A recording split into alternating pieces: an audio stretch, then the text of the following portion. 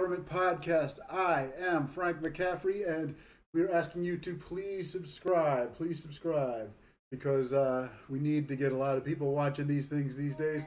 Joined by ALG President, the hyper informed one, Rick Manning. Rick is in his home. I am in my home. We are locked away with this coronavirus crisis. Rick, you said you just spoke, you were just part of a conference call that involved the Vice President of the United States. Can you please explain what the topic of talk was? I'm sure we know it was coronavirus, but what was the gist of the conversation regarding coronavirus? The vice president asked us to put out a reminder about the 15-day time period in terms of trying to follow basic social distancing. Asked us to put out an email to people who are on our email list, and so we sent out about 65,000 emails a few minutes ago, providing the president guidelines again on social distancing and the like. The conversation was also surrounded a number of different actions. Number one of the things that they've been getting a lot of pressure on from the Democrats in particular is to use the security emergency announcement that the president enacted a couple of weeks ago, to use that to force businesses to manufacture certain things. What Vice President Pence was very clear is they don't have to use it because businesses are coming to them and voluntarily doing it. Ford and GM are going to be making are in the process of going to make ventilators.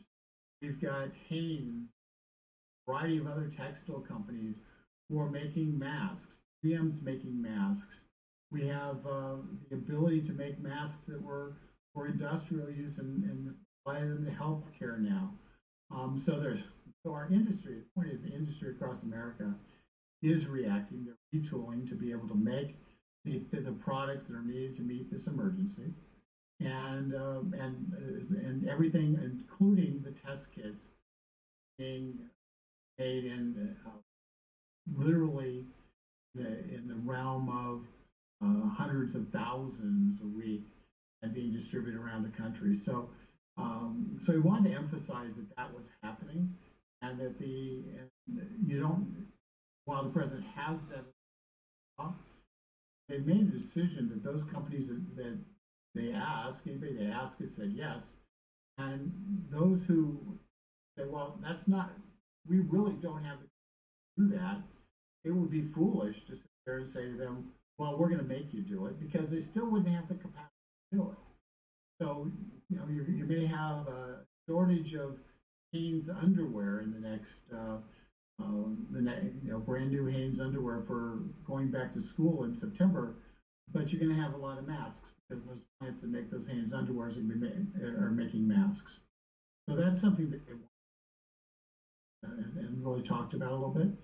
Another thing was a lot of concern about the economic impacts of this, of really the shelter in place that we're doing, the shutdown of the economy in large part, and misinformation about what's going to happen. So I want to clear up a couple things. First of all, there's a Senate bill that talks about people getting a check. Okay, this is not a weekly check. This is a one-time, would be, if it passes, and it hasn't passed the Senate, a one-time check of a certain amount of money, which they haven't determined yet. The original bill was $1,200 an individual, $2,400 a couple, $500 for children. If you make under $175,000 as an individual, $150,000 a couple, you're qualified for the full amount. Above that, up to as an individual up to $99,000. Every $500 more than you make over $75,000 takes a certain amount of money off the check, and eventually you end up down to zero if you make $99,000 or $198,000 as a couple. So that's that is the off your 20 return for that. So that's what's been proposed. This isn't everybody's going to get a check for $1,200 a week to not work. That's not what's been proposed, yet there is a lot of confusion in that. What's also true is that businesses, a lot of businesses, are now saying, listen, we don't have weeks of money to go ahead and float payroll or stay open for that matter. We are in dire straits already from a 1 week shutdown, and they are pushing back hard right now, saying you're putting us out of business. This is so damaging to our economy that you are effectively destroying the capacity for businesses to survive. Once again, the Senate package, original package before Nancy Pelosi got involved, was designed to try to help those businesses, provide bridge loans for those businesses, and if they didn't lay people off, they would not have to repay them. If they did, they'd repay them at the loans at a pretty significantly low interest rate, like 1%. So it was designed specifically to try to make it so those businesses wouldn't go under and survive this onslaught. But the fact is, there are a lot of businesses in deep trouble and because of this, and this idea of being able to hold on for months on end is just false. We need to get the economy reopened as soon as possible. And the president, I know, is very much aware of that and is trying to figure out how to do that while making it as safe as possible. And with 15-day, it's really so they can get their arms around the problem. And so that's what they're looking for in this 15 days, is to help them get their arms around the problem so they can make intelligent decisions for America without unduly putting people at risk. And so that's what's happening. And it was conveyed to the vice president very directly that there's the economic impact is being felt, and it's harming a lot of small business in particular. And I believe the president tweeted that we need to make sure that the cure doesn't kill the country, or worse to that effect. So that message is being heard in the White House, and hopefully we'll be back up and running in some way, shape, or form in the relatively near future. Yes, absolutely. There are a lot, down here in South Texas. There's a lot of restaurants and a lot of convenience stores. How do they? I guess the convenience stores can survive just on giving people the essentials. The restaurants, how do they survive? Or just something like a cell phone store. Just as simple as this: you're an accounting firm, and what do? This is when you're supposed to be making your money, and yet not, no taxes being filed now, anymore. We're delaying 3 months. So those accounting firms are now sitting empty. They hired a whole bunch of people to do the accounting, but now those people are going to go away.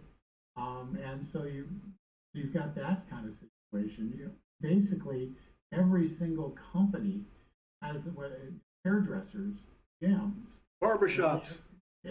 So you look at basically companies that are dependent upon customer flows, and even auto dealers, real estate, you name them. There's no customer flow.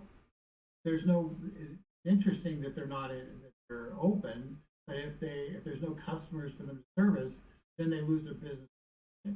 So that's the situation when you shut down the economy. There are a series of dominoes that fall, and unless you shore up the small businesses, you can't just recreate them overnight. You can't snap your fingers and have a bunch of restaurants suddenly open up, because a new restaurant has to go through all the health inspections. A new restaurant has to do a whole bunch of stuff that an existing restaurant doesn't. They have to hire staff. They have to train staff. So in essence, once you kill a restaurant, that restaurant's gone for 6 months. There's a vacant lot for 6 months, and the person they were paying rent to, the person who owned the commercial building they were paying rent to, you know what they're not getting? They're not getting their lease payments. So suddenly they're not able to pay their bills. The snowball effect goes all the way through our entire financial community, and that's a disaster. It's a disaster that is a decades-long disaster. So the president's working hard to try to figure out the way to bring America back online after this short reboot. And I know that's top of mind for him, along with trying to make certain that we end up not having millions of people dead from this virus. And that's why for the next week, they hang in there in terms of the presidential guidelines. Yeah. We need to get our systems up to speed so we can meet the potential needs with this virus in our economy. It's turned back on. Okay, now I just wanted to read off the president's bullet points here in his 15-day plan. Number one, listen to and follow the directions of your state and local authorities. Two, if you feel sick, stay home. Do not go to work. Contact your medical provider. If your children are sick, keep them at home. Contact your medical provider. If someone in your household has tested positive for the coronavirus, keep the entire household at home. If you're an older American, stay home and away from other people. If you're a person with a serious underlying health condition such as significant heart or lung problem, stay home and away from other people. Um, it's pretty basic stuff. Just stay home. Pretty basic stuff. Stay home. And, it's one of the ironies is we shut the schools and everything, and they shut the schools because they didn't want the kids bringing the disease back home to grandma who was vulnerable. Yeah. But the reality is, a lot of people heard a different message. They thought all of our kids are going to die. That's why we're shutting schools. Children are the least likely to die from this disease. Yeah. The data shows that people will still get sick, but they're not. But deaths are for primarily people who have pre-existing conditions, have other health problems, severe health problems, and are above the age of 60. And so while there are people who with 30, 35, 40, those people typically have extreme health problems already and the disease, and so they're vulnerable to the disease. So just know that the schools were closed to prevent the spread of the disease rapidly into our homes rather than being closed because the children were at risk. And that's a really important point for people to understand, because when we go back to work, I don't know if schools will get reopened. Those are local decisions. Those are state decisions.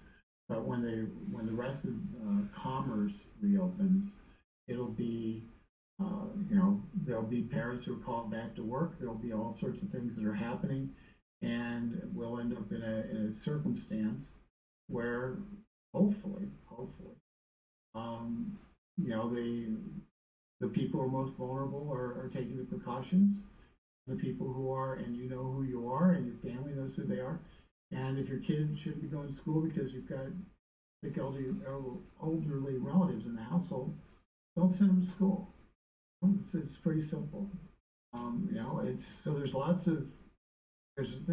of disruption with this, and it's incredibly disruptive. And the balancing act is an extremely hard thing to figure out. It's something this president's working on every single day to try to figure out what that right balance is and when we can restart the economy. But for now, for next week, continue on with what recommended, what Frank read, and we will. And I'm confident that the president is doing a reevaluation after the 15-day period to see where we're at, and to make and to take action based upon that. And that action may be, based upon a lot of things. How many masks are available? How many ventilators are available? How many hospital beds are available? What's been done to try to create to deal with the emergency situations that have developed, and as a result, or may develop. And as a result, based on where they are with that, he'll make a determination on what's ahead for the next week to 2 weeks beyond that. But he is talking about weeks rather than months in terms of this shutdown. So you know. Now, one thing. At least that's what he's hoping. One thing that Donald Trump hasn't come out and said, but I'd like to come out and say, one of the things that is not helping us is the fact that so many people are just trying to figure out a way to blame this on Trump. I just don't think that's helping us. I would put, if you asked me to adjust that 15-day plan, I would say number 7 or whatever on that list. Don't try to blame everything on Trump. Put your energy into something else, because I mean, we just see so much of this as just a politicized fiasco that could end up costing people their jobs, their in some cases their lives, their savings, their homes, and it's not helping that we're politicizing it. It's just not helping in any Well, way, it is. shape, or form. Here's what happened. That politicization is exactly what's told to Nancy Pelosi to Yeah, try to basically put a laundry list of lifelong wishes, legislative wishes, onto the funding bill that was written in the Senate and basically along with Chuck Schumer. It was McConnell and Schumer. It was the Democrats and Republicans writing it alike. Schumer got a lot of compromise, got a lot of things in there that they wanted, which is different than the second bill that people have forgotten that Nancy Pelosi pushed through the House. Didn't communicate with Republicans on it. A number of Republicans voted for it because they didn't think they could vote against it. On the Senate side, McConnell said, and the reason it passed, because it wouldn't have gotten filibuster, wouldn't have survived. It would have been filibuster. He told the Republicans, okay, don't make changes. We're going to have our chance to do what we want to do next. Don't make changes. Just pass what was there. Hold your nose and pass it, and we'll get our package next. And with the expectation that Pelosi was going to do the same, that was the agreement between McConnell and the Democrats. And then the Democrats reneged on that agreement because never let a crisis, yeah, never let an opportunity crisis thing they always do. unbelievable. And it's despicable. It's horrific. It's Washington D.C. It makes people who live here want to have to take a shower every hour because the sludge is so bad. But the bottom line is, the president is doing the things necessary in terms of getting the companies to make the masks. He's cut the regulatory red tape at the FDA. He's sitting there and telling Fauci, who sits there and says, "Well, we've got to make sure now everything is 100% safe in terms of what we allow to go out." And Donald Trump is saying, "No, this is not. We're not doing a year-long drug testing, efficacy testing. If something works in clinical trials, let's do clinical trials and stuff that people are using around the world that seems to work. Let's get it approved now, and you can figure out the dosage as you go. But we need cures, and if there are off-the-shelf cures like the chloroquine with erythromax, if that actually works, and I don't know if it is, but if it is proven effective, doctors, then the FDA needs to get out of the way. What most people don't realize is that our federal Food and Drug Administration are specifically asked for saying no, because the first thing they want to do is do no harm, and that means don't allow drugs to be sold on the marketplace that could cause harm if they can avoid it. And so they say no to everything, which is what costs billions of dollars to the market. And yet they sit there. This situation, that's exactly the wrong response, because doing harm is denying people the drugs that are proven effective elsewhere, or they have or seem to be proven work, is to deny access to those drugs to people who are sick, and that is so they're very regulation harm, and the regulatory state doesn't know how to adapt their thinking because their whole life they've been thinking stop drugs from coming out until they're absolutely safe. In fact, stopping those drugs from coming out until they're actually proven safe may put a knife through the economy and a knife through capitalism. Because if you throw everybody out of work, throw everybody on the sidelines, and you have 30%, 40% unemployment because of this, what you're going to have is the Bernie Sanders of the world are going to look pretty good, and they're going to sit there, and at that point, people are looking for government to take care of their problems, government to send them a paycheck, and not without having to work. Once you get to that point, you've hit the point of no return. And 3 years of hard work by Donald Trump of restoring our economy will be down the toilet. In fact, we will be in worse financial shape than we ever were during the 2009 Great Recession. Yeah, and those of us who lived through that remember that was no joke. And I am appalled that Nancy Pelosi would be politicizing this so much. And some of the things that people are saying just on social media, really sad. I must note that a lot of the people who are saying nasty, horrible things on social media are people who weren't really working in the first place. They're just kind of sitting around all day anyway. And so Well, I don't know that. What I do know that is I've noticed. there's a certain percentage of people that no matter if Donald Trump said the sky is blue, they would sit there and argue that at certain times during the day the sky is red and purple and pink and all sorts of other colors, and they call him a liar. Yeah. So it's you get down to it, there are people who no matter what President Trump says or does, they view him as being a Nazi, an evil Nazi, and Orange Man bad, and all that stuff. And so there's nothing that he can say or do that will be right. Now, he got criticized by these people for shutting down the flight to China. He was called a racist because he's shutting down China in January. The same people who called him a racist for that are attacking him because he didn't act quickly enough.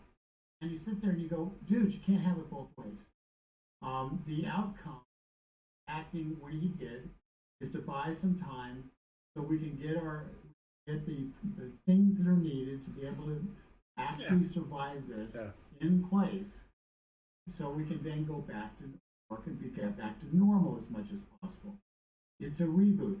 I don't know how long it's going to be. I just know that the hue and cry from the small business community right now is loud because what they're telling the people in Washington, telling the congressmen is, we are going out of business unless we're able to reopen our doors. So you guys have shut our doors. You're going to basically put us all out of business. And when we go out of business, we can't just start up again. It's not the way it works. So permanent damage, we haven't done permanent damage yet, but small businesses are warning that permanent damage is ahead unless we get a plan B here really, really quick. Yeah, and small business, it is like a day to day, week to week thing for a lot of them. Even if it wasn't, even if they did have money stored away, man, money dries up real quick. And I think we've all had that experience. You think you got a lot saved. It's amazing how quickly it goes. I run a small Americans for Limited Government is a small business. Oh. And because I have to make payroll, I have to pay rent, I have to pay insurance, I have to pay all that same stuff for my employees. And so you have a when you don't have dollars coming through the door, what that means, very simply, is you have to, at some point, you get to zero. And you can plot, you can look very closely at your books and know when that is, and you can cut every expense, every unnecessary expense, and put off other expenses as much as you want. But ultimately, at some point you get to zero. When you get to zero, you have to tell everybody, listen, shut in the office, I can't pay the rent, I can't pay you salary anymore, I can't pay you for any of the sending out emails, I can't pay for doing these Skype things, I can't pay for anything that normally would pay for. And as a result, Americans for Limited Government ceases to exist for all intents and purposes until it gets rebooted, and at which point you have to start from ground zero and do it all over again. So that's what small business faces. That's what Americans for Limited Government faces.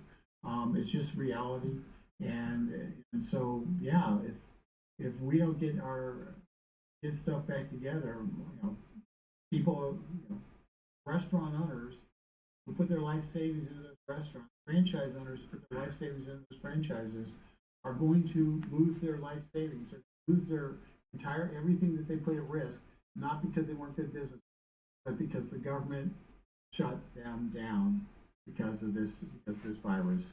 So we have to get back to work as soon as possible. I guess that's the focal point right now is, we want to get the disease under control, but we also need to not kill a free enterprise system in the process of doing that. And so prayers for the president. I know he covets them. Prayers for the vice president. and the whole team that are working on this, that they can make the right, wise decision for the future. And with that, Frank, that's what I got. All right, well, it's time to wrap up and go back sheltering in place. um, these are very interesting times, but I got to believe we'll be back. I really do think that once the frozen market becomes unfrozen, it shoots back up, and then business I community. think that'll happen. The question is how many people on the sidewalk, and debris meaning people's lives have been destroyed, people's businesses have been destroyed, and we have to minimize that. First thing that has to happen, if you haven't called your senators, if you haven't called your congressmen, we need the GOP Senate bill passed. You don't want amendments. Pass the GOP Senate bill intact, no messing around. That's the first thing that has to. That's something you can do right now. Pick up the phone, call your member of Congress, call your senators, and tell them to pass the Senate bill, the CARE Act, intact, no amendments, and that would be a great help. So that's something you can do right now to help, along with praying for the president and the vice president and the entire team who are trying to deal with this crisis. All right, Rick Manning, Thank ladies. you very much. I'm Rick Manning. He's Frank McCaffrey, and we are signing off. All right, be good, ladies and gentlemen.